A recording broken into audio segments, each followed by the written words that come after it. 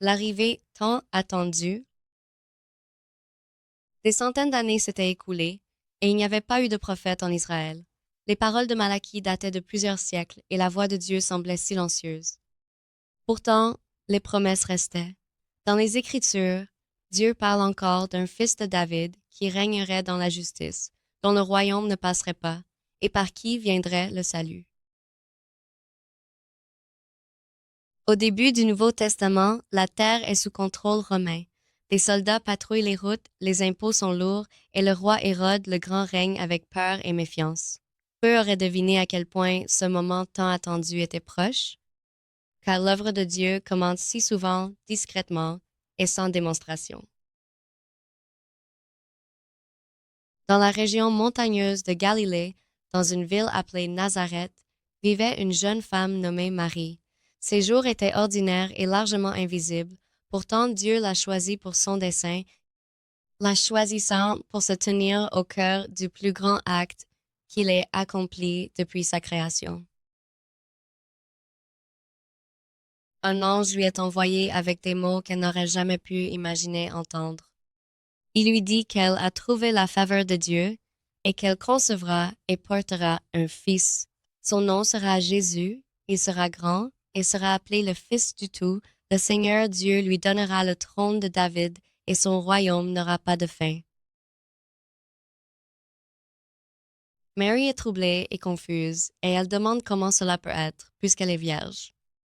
L'ange explique que ce qui est sur le point d'arriver ne se produira pas par des moyens humains. Dieu lui-même agira. Son esprit viendra sur elle et la puissance du Très-Haut reposera sur elle, de sorte que l'enfant à naître sera mis à part comme saint et sera véritablement appelé le Fils de Dieu. Pour renforcer sa foi, l'ange lui donne un signe. Sa parente Elizabeth, longtemps considérée comme incapable d'avoir un enfant, attend elle aussi aujourd'hui, même dans sa vieillesse. Ainsi, Marie est assurée que rien de ce que Dieu a dit n'est au-delà de sa puissance pour se réaliser.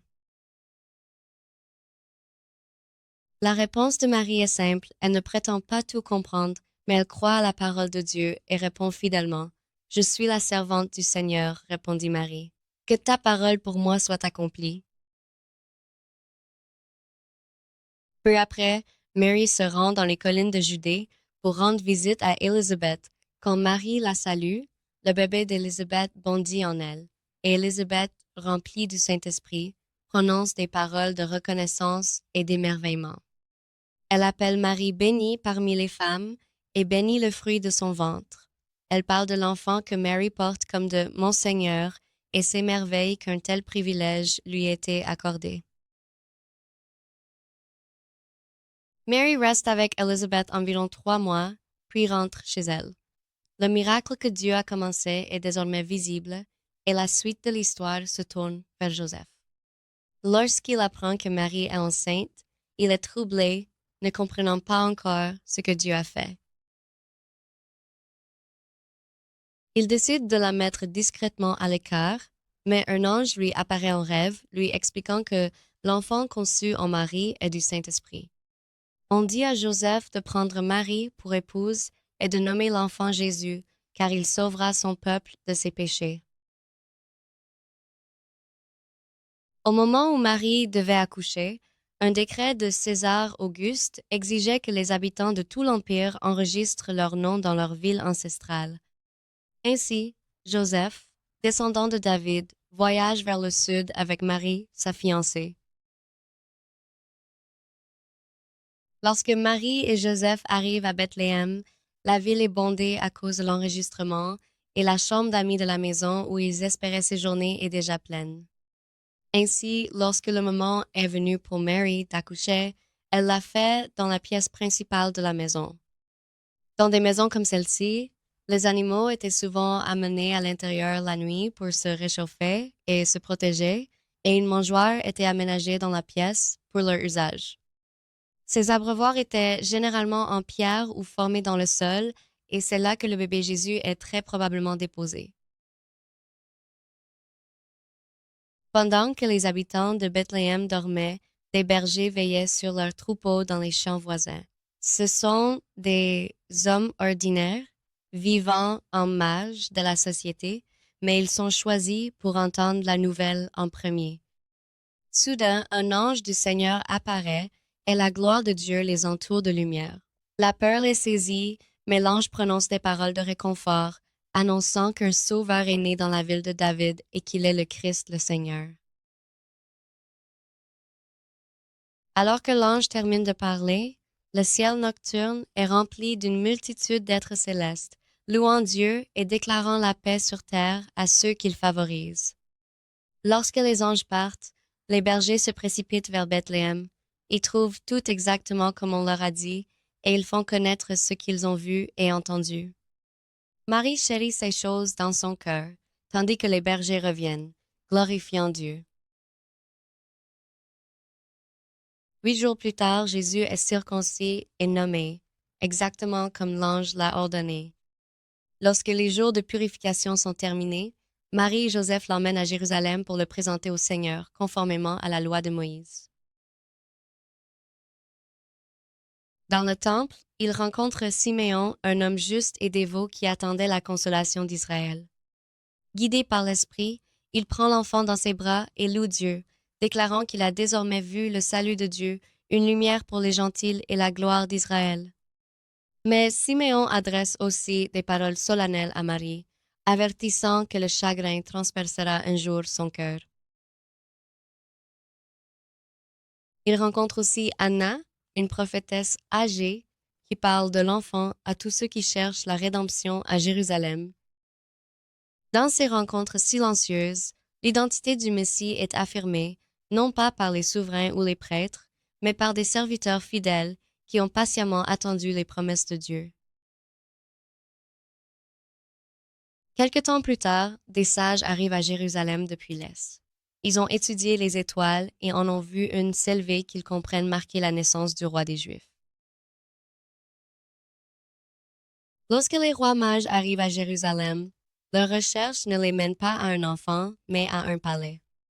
Il leur semble naturel qu'un roi nouveau-né soit trouvé parmi les souverains. Ils vont voir le roi Hérodée et lui demandent où se trouve le roi né des Juifs, expliquant qu'ils ont vu son étoile se lever et sont venus l'adorer. Hérode écoute en silence, mais le rapport le trouble profondément, car la nouvelle d'un autre roi touche le cœur même de sa peur et de son insécurité. Il rassemble donc les grands prêtres et scribes et leur demande où le Christ doit naître, et les chefs religieux le dirigent vers le prophète Michée et Bethléem comme lieu de naissance du Christ. Il renvoie les sages en route, leur demandant de revenir et de lui faire un rapport lorsqu'ils auront découvert où se trouvait cet enfant, bien que ses intentions soient loin d'être sincères. L'étoile conduit les rois mages jusqu'à la maison où l'enfant vit désormais. Submergés de joie, ils entrent et tombent dans leur adoration. Il offre des cadeaux d'or, d'encens et de myrrhe, honorant l'enfant en tant que roi, prêtre et destiné à la souffrance. Et, avertis dans un rêve, ils ne retournent pas auprès d'Hérode, mais partent par un autre chemin. La colère d'Hérode devient cruelle lorsqu'il réalise qu'il a été déjoué et déterminé à éliminer toute menace à son trône, il ordonne le meurtre de tous les jeunes garçons de Bethléem et de ses environs. Une fois de plus, Dieu intervient. Un ange avertit Joseph dans un rêve de prendre l'enfant et sa mère et de fuir en Égypte. Joseph obéit sans délai, partant de nuit et restant en Égypte jusqu'à la mort d'Hérode. Ainsi, les paroles prononcées par le prophète Osée s'accomplissent. D'Égypte ai-je appelé mon fils? Quelques mois plus tard, Hérode meurt et Joseph reçoit l'ordre de retourner en Israël, mais, craignant le fils d'Hérode, il s'installe plutôt en Galilée, dans la ville de Nazareth. Là, Jésus grandit, largement caché du monde, accomplissant les paroles qu'on le traiterait de Nazaréen parce que tout le monde pensait qu'il venait de Nazareth. Les années passent dans une fidélité silencieuse. Jésus grandit en stature et en sagesse, apprenant l'obéissance, travaillant de ses mains et vivant parmi les gens ordinaires. Chaque année, Marie et Joseph se rendent à Jérusalem pour la fête de la Pâque, comme le faisaient les familles fidèles depuis des générations. Et lorsque Jésus a 12 ans, il monte à Jérusalem avec ses parents, voyageant parmi la foule qui fait le voyage chaque année selon la coutume de la loi. Après les jours de la fête, Marie et Joseph entament la longue marche du retour avec la plus large compagnie de parents et d'amis. Au début, ils supposent que Jésus est proche, marchant avec les autres membres du groupe, comme les enfants le faisaient souvent lors de tels voyages. Mais au fil des journées et de la soirée, ils réalisent qu'il n'est pas avec eux. L'anxiété se transforme rapidement en alarme. Ils fouillent parmi leurs proches et connaissances, et lorsqu'il est introuvable, ils retournent à Jérusalem. La ville est toujours animée, remplie de gens qui vont et viennent après le festin, et la recherche semble sans fin.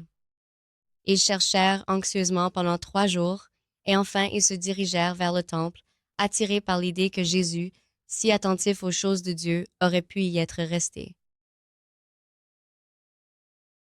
En entrant dans les cours du temple, ils s'arrêtent et regardent autour d'eux, puis au loin, ils le voient assis parmi les professeurs, écoutant attentivement, posant des questions et répondant avec une clarté calme. Ceux qui l'entourent sont stupéfaits par sa compréhension et par la sagesse qui transparaît à travers quelqu'un d'aussi jeune.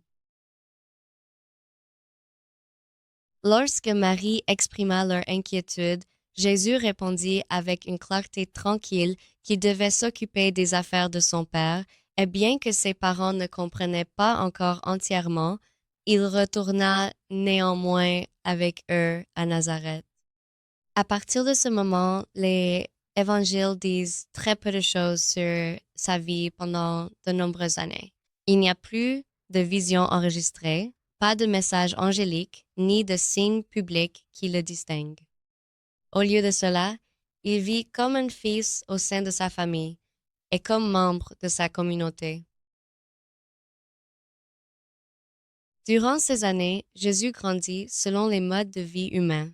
Il apprend, il travaille et il mûrit. L'Évangile selon Luc nous dit qu'il grandit en sagesse et en statut et qu'il est en faveur auprès de Dieu et de ceux qui l'entourent. Sa compréhension s'approfondit, non pas par une révélation soudaine, mais par une attention patiente aux Écritures, une obéissance attentive à la loi et une vie façonnée par la prière, le travail et la fidélité. Jésus est le fil d'or. Dieu agit à travers l'ordinaire.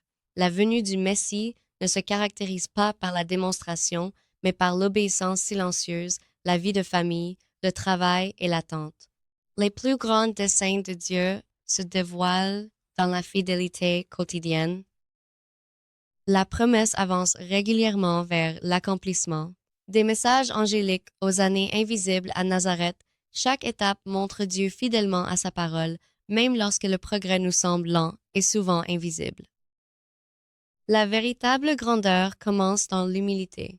Jésus grandit sans privilège ni honneur public, apprenant l'obéissance et la confiance avant même d'entrer dans son appel public. La parole de Dieu façonne son serviteur. La compréhension de Jésus s'approfondit à travers les Écritures, la prière et l'obéissance vécue, montrant que Dieu forme ses serviteurs par sa parole plutôt que par la révélation soudaine. L'attente fait partie du dessein de Dieu. Les longues années entre la promesse et l'accomplissement ne sont pas vides. Ils sont la préparation par laquelle Dieu façonne le caractère, le but et la foi. Si vous avez trouvé cette vidéo intéressante et souhaitez en explorer davantage, nous avons plusieurs options pour vous. L'un est notre cours gratuit, multilingue et basé sur la Bible, un cours vidéo gratuit de 30 leçons couvrant tous les aspects de la Bible et de la vie quotidienne. Un autre est La Bible par des histoires, une série de plus de 50 vidéos qui vous emmène dans un voyage de la création à l'Église primitive.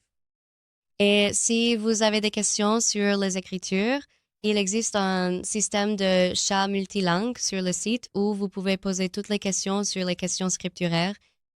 Pour accéder à l'une d'elles, il vous suffit de visiter le site web listé ci-dessous.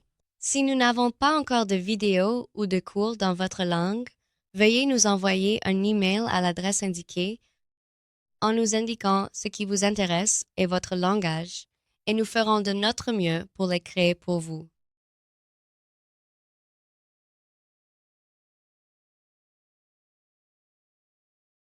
Que Dieu vous bénisse sur votre chemin vers son royaume.